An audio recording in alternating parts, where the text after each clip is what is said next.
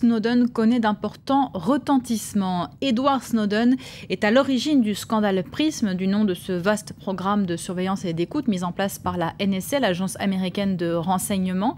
Edward Snowden a donné il y a quelques jours une interview au South China Morning Post. Il a révélé que les États-Unis espionnaient la Chine depuis 2009, des propos qui ne surprennent pas vraiment les spécialistes du piratage. C'est le cas de Wan Tao, que notre correspondant à Shanghai a pu rencontrer. Son nom ne vous dit peut-être rien, mais dans les années 2000, Wan Tao a été le hacker le plus célèbre en Chine, un hacker patriote qui avait par exemple réussi à faire afficher un drapeau chinois sur la page d'accueil du site de la Maison-Blanche. On regarde tout de suite le reportage de Baptiste Falvoz. Dans ce bureau pékinois, une quinzaine de petits génies de l'informatique travaillent sous la direction d'Eagle One. Il y a 10 ans, il était à la tête de l'Union des Aigles de Chine, un groupe de hackers patriotes redoutés à l'étranger. Aujourd'hui, il s'affiche en ancien combattant et dirige une ONG spécialisée dans la sécurité informatique. Ça, c'est le projet Oninet. Des personnes surveillent les endroits les plus sensibles en termes d'attaques informatiques et envoient les informations en temps réel sur cette carte. Cela permet d'étudier le comportement des hackers. Là, par exemple, on peut voir une attaque venue de Russie et qui vise un serveur basé à Aachen, en Allemagne.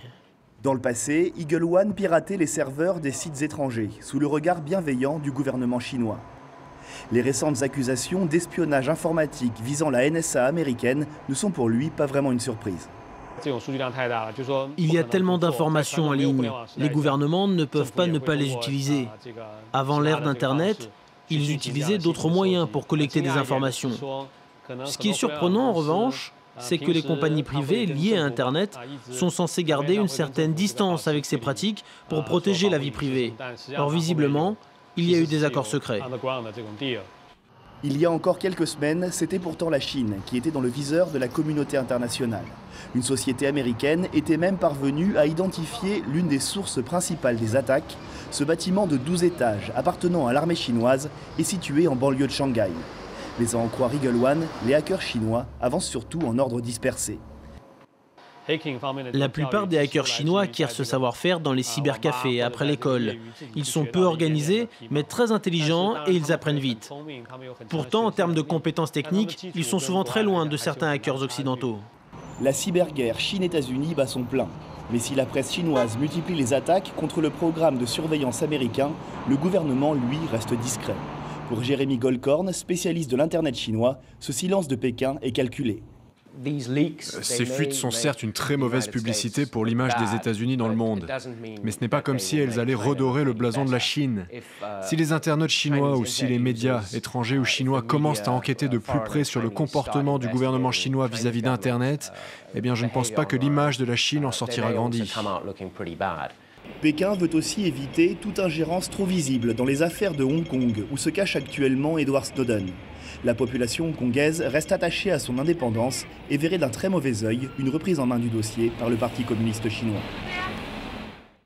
Et on retrouve tout de suite à Pékin Joris Zilberman. Bonjour Joris.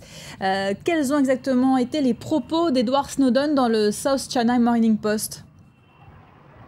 Eh bien, Edward Snowden a affirmé que les États-Unis menaient des cyberattaques contre Hong Kong et contre la Chine continentale, Et là-dessus, Snowden a voulu affirmer qu'il voulait dénoncer l'hypocrisie des Américains qui se disent constamment victimes de façon unilatérale des cyberattaques chinoises. Par ailleurs, Snowden a affirmé qu'il n'était pas un espion chinois et la Chine elle-même a déclaré que dire que Snowden était un espion rouge, c'est-à-dire un espion pour la Chine, était un non-sens.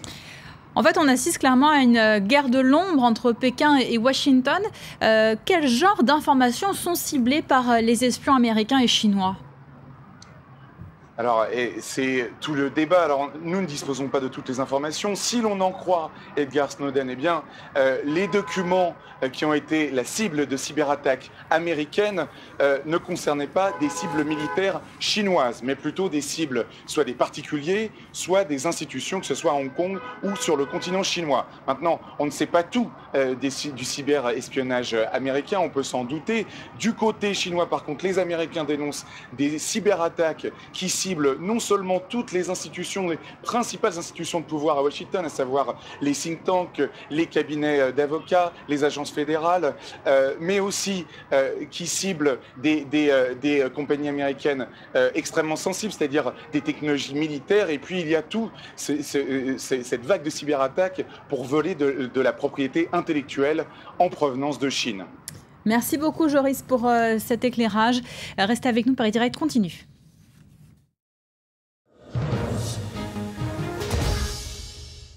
On passe maintenant à l'actualité sportive et il y aura une 7e et dernière